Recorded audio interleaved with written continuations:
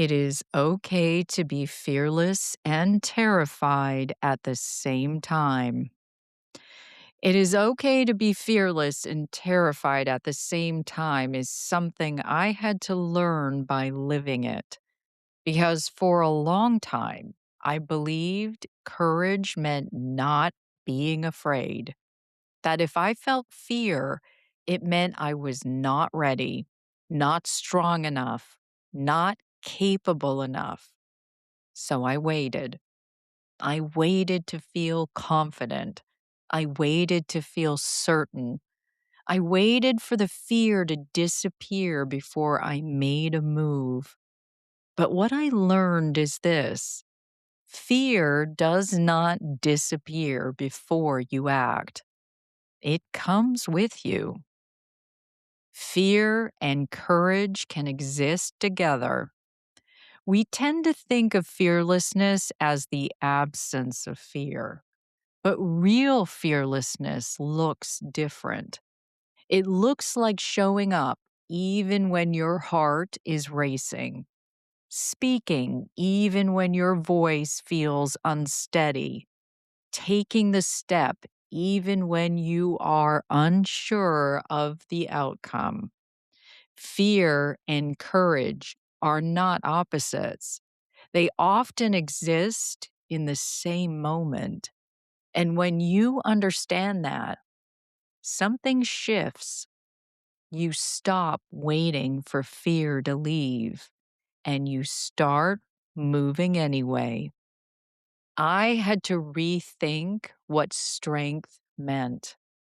There were moments in my life when I felt completely terrified to take risks, to speak up, to make changes that I knew I needed to make. And in those moments, I questioned myself. Why am I so afraid? Why does this feel so hard? What if I fail? But looking back, those were often the moments that mattered most. The moments where something inside me was pushing me forward, even as fear tried to hold me back. That tension was not weakness, it was growth. Fear is information, not a stop sign. Fear is not always something to avoid. Sometimes it is simply information. It tells you that you are stepping into something new, something uncertain, something that matters. And while not all fear should be ignored, not all fear should be obeyed either. Learning to tell the difference is powerful because if you let fear make every decision, you will stay exactly where you are. And growth rarely lives there. You do not have to feel ready. This was one of the biggest shifts for me. I thought I needed to feel ready before I acted. But readiness is not a feeling, it is a decision. You decide to show up, you decide to try, you decide to take the step, even when you are unsure. And through that action, confidence begins to build, not before, during. Courage builds through action.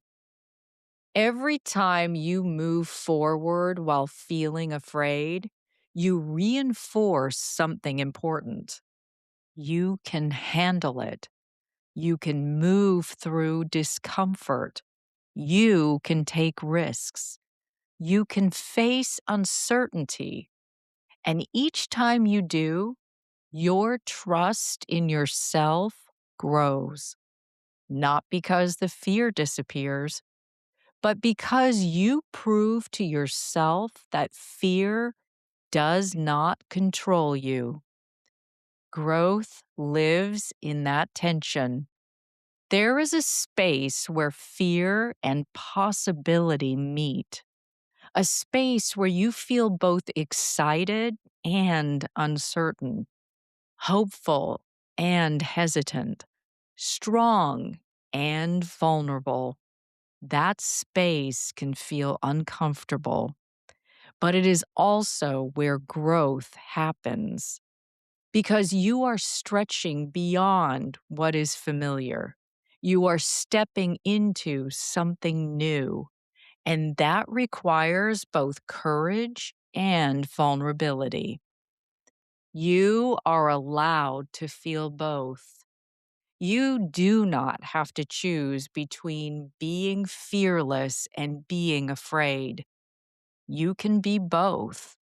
You can feel terrified and still move forward. You can feel uncertain and still take action.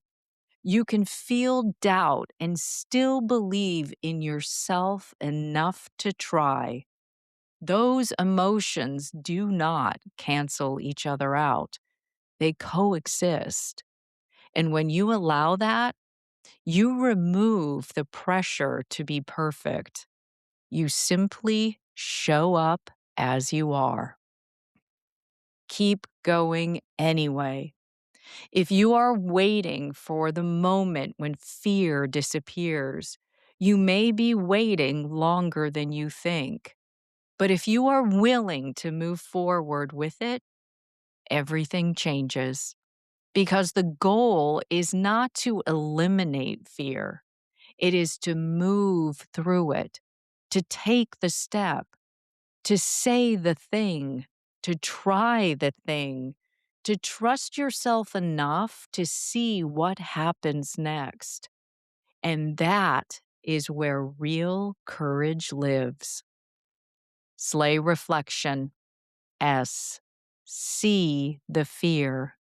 What is something in your life that feels both exciting and terrifying right now? L. Look at the meaning.